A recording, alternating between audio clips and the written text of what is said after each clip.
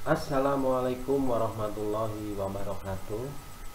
Ketemu lagi dengan saya Sumardi, praktisi otomotif dari dunia industri. Saya berkarir sejak tamat SMK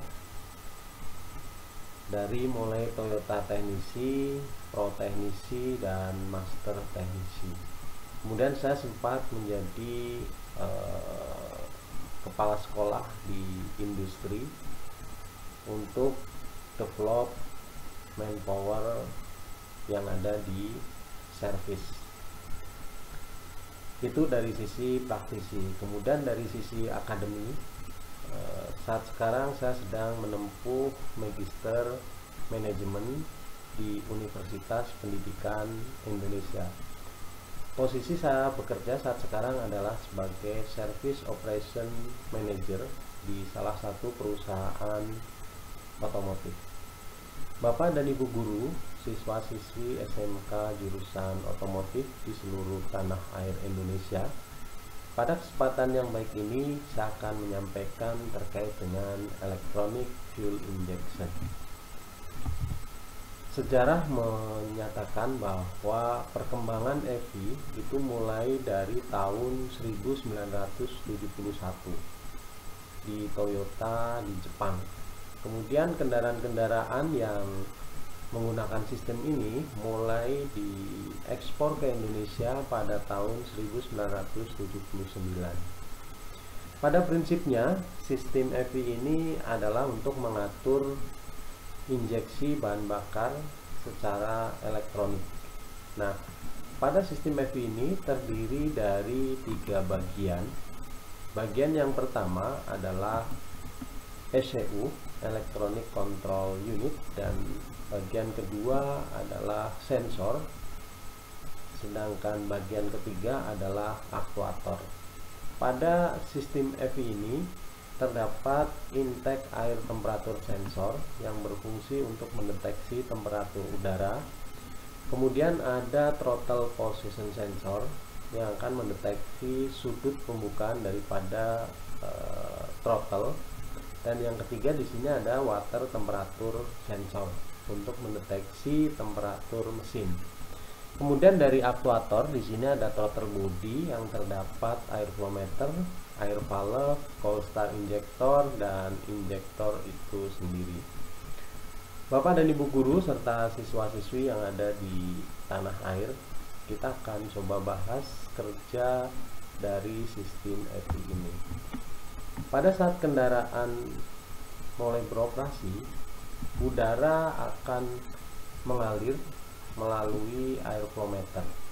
Kemudian volumenya akan dideteksi dan dikirim kepada ECU. Dari ECU ini akan diolah dan memerintahkan kepada injektor untuk menginjeksikan bahan bakar sesuai dengan jumlah volume udara yang masuk dan putaran mesin. Kita akan lihat pada saat kondisi starter, ya. Jadi pada saat poros engkol berputar, maka sinyal starter akan mendeteksi, kemudian cold start injektor di sini akan menginjeksikan bahan bakar untuk menambah supaya campuran udara dan bahan bakar yang masuk ke dalam silinder itu semakin gemuk sehingga mesin mudah untuk dihidupkan. Nah, lamanya atau banyaknya bahan bakar yang diinjeksikan oleh cold start injektor ini akan diatur oleh cold start injector time switch sesuai dengan target temperatur yang sudah ditetapkan oleh ECU. Kemudian pada saat mesin hidup pada saat kondisi dingin, di sini ada water temperatur sensor yang memiliki karakter berubah-ubah dalam mendeteksi temperatur. Kemudian hasil dari pendeteksian ini akan dikirim ke ECU dalam bentuk sinyal atau signal, sehingga ketika pada saat kondisi dingin maka injektor akan diperintahkan untuk menambah jumlah bahan bakar sehingga konsumsi bahan bakar dan udara di sini akan menjadi gemuk sehingga kebutuhan pembakaran pada mesin itu bisa terpenuhi.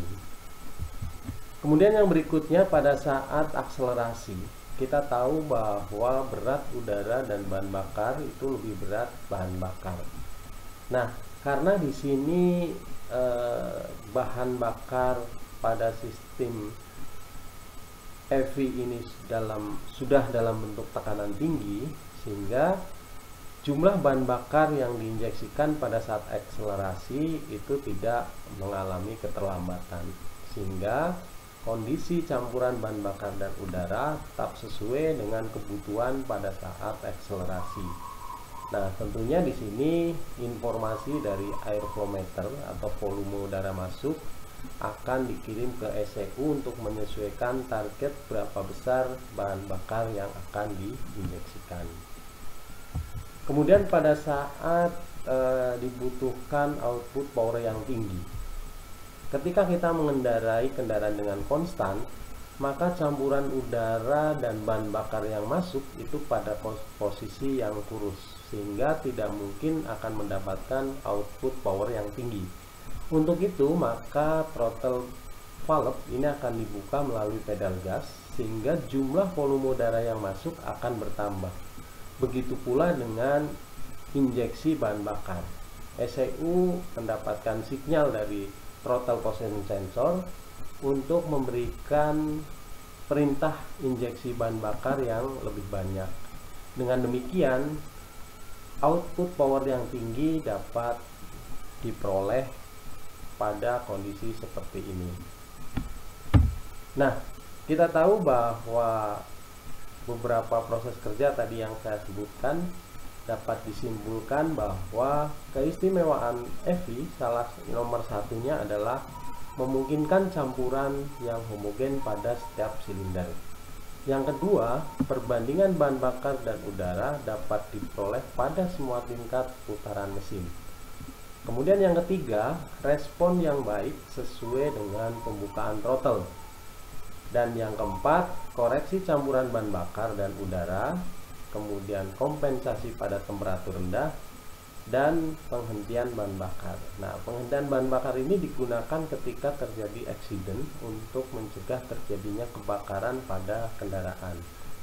Yang kelima, efisiensi pemasukan campuran dan bahan bakar, ya, sehingga kendaraan akan lebih irit dibandingkan dengan yang konvensional. Demikian tadi Bapak dan Ibu guru serta siswa-siswi di seluruh tanah air. Mudah-mudahan apa yang saya sampaikan bisa bermanfaat dan menambah wawasan baru. Terima kasih, salam otomotif, dan assalamualaikum warahmatullahi wabarakatuh.